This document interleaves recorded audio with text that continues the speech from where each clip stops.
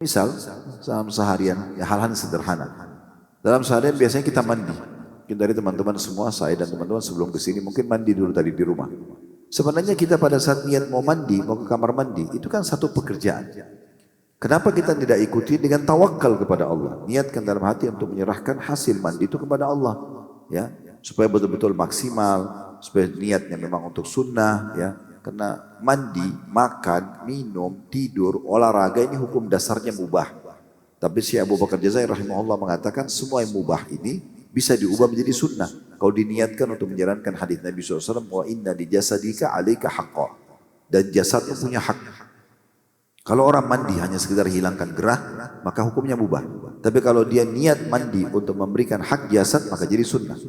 Makan juga sama. Kalau hanya sekedar makan dan minum menghilangkan lapar dan dahaga, maka biasa saja, mubah. Tapi kalau niat untuk memberikan hak jasad, maka jadi sunnah. Tidur, daripada hal kita mengatakan, ngantuk sudahlah, saya tidur saja. Sudah selesai, hanya hilangkan capek, mubah. Tapi kalau kita niatkan untuk memberikan hak jasad, maka menjadi sunnah. Semua yang kita ingin kerjakan ini, termasuk olahraga juga, mubah. Tetapi kalau orang niat untuk memberikan hak jasad, jadi sunnah. Nah sekarang, perbuatan-perbuatan yang sederhana ini, termasuk ya kalau kita mau ke meja makan, ikhtiar mau makan. Niatkan dalam hati bertawakal kepada Allah hasilnya. Supaya makanan itu nanti bermanfaat buat kita. Supaya kita tidak lupa sunnah-sunnah Nabi baca bismillah di tangan kanan. Itu semua bisa dihubungkan. Apalagi kalau ditarik kepada hal-hal yang lebih besar. Kayak kita sengaja memang keluar rumah untuk berjihad, untuk cari nafkah, untuk menuntut ilmu dan segala macam. Jangan lupa selalu diniatkan untuk bertawakal dengan hasilnya. Menyerahkan hasil kepada Allah subhanahu wa ta'ala. Itu yang sedang dititik beratkan.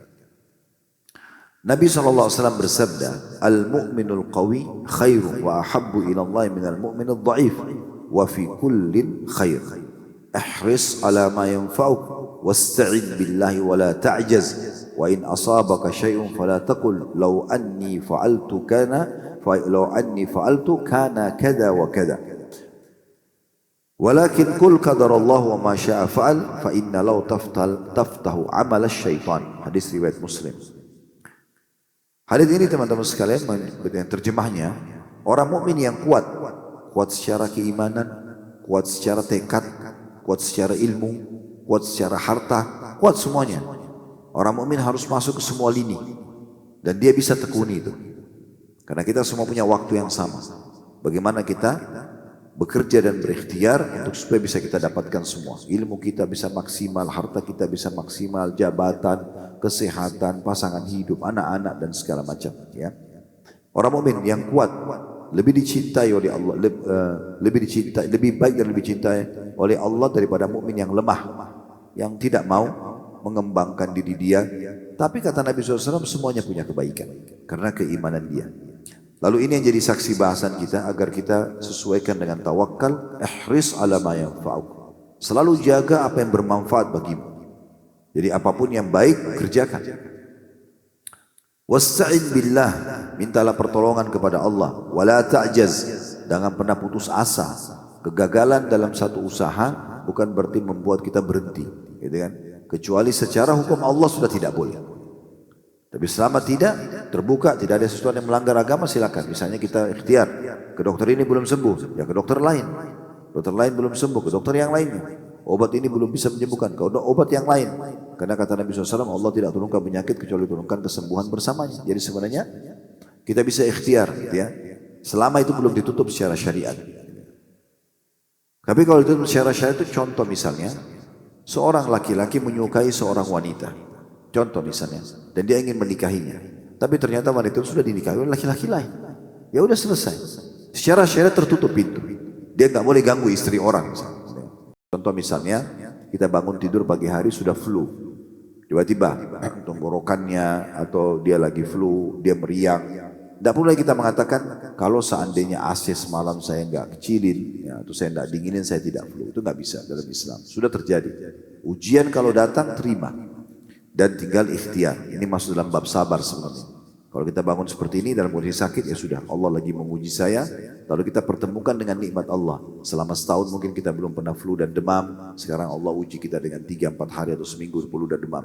Begitu seperti ujian datang. Jadi kita sabar, terima, lalu kita ikhtiar cari jalan keluarnya seperti minum teh hangat, misalnya minum obat, ke dokter dan seterusnya. Tetapi kalau sudah terjadi katakanlah qadarullah masya'afal, walakin kul qadarullah masya'afal. Katakan kalau sudah terjadi Allah takdirkan dan Allah berbuat apa yang dia inginkan. Karena kalau seandainya membuka pintu syaitan. Ini semua masuk dalam penjelasan manfaat yang ketiga. Jadi kita sudah sebutkan tadi faedah atau manfaat atau fadilah daripada tawakal. Ya, selain dia ibadah kepada Allah Subhanahu Wa Taala tadi sudah kita sebutkan ya. Kemudian juga di poin selanjutnya adalah sebab ketenangan jiwa. Kemudian poin yang ketiga itu sebab rezeki dan pencukupan. Nah tadi panjang lebar itu adalah kita jelaskan sebab rezeki dan pencukupan. Sekarang kita masuk ke faedah keempat. Sebab masuk ke dalam surga. Sebab masuk ke dalam surga. Nah ini mirip dengan hadis tadi yang disebutkan oleh penulis ya. Kata Nabi SAW, "Yadkhulul jannata min ummati sab'una alfan bighairi hisab."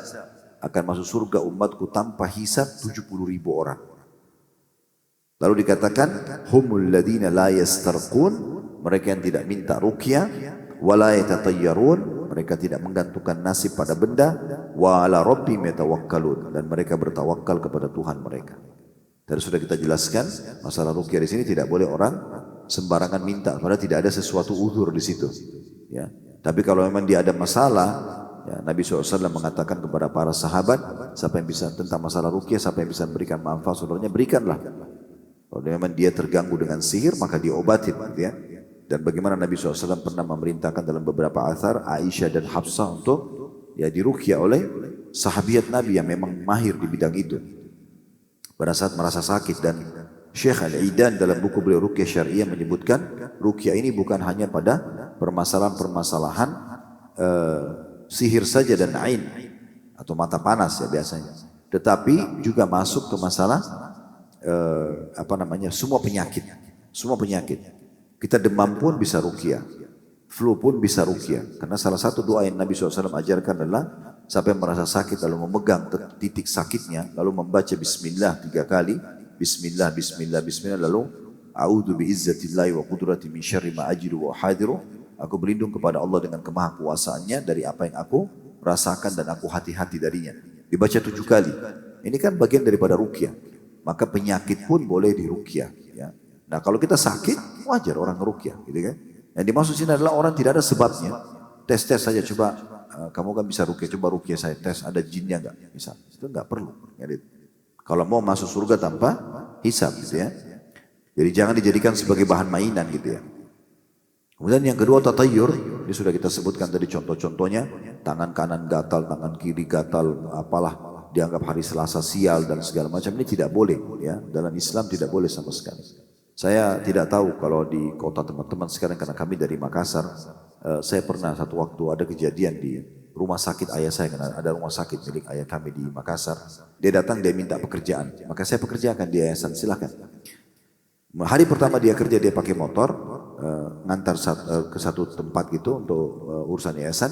Dia pulang ternyata udah luka-luka, jatuh dan tabrakan dengan orang lain.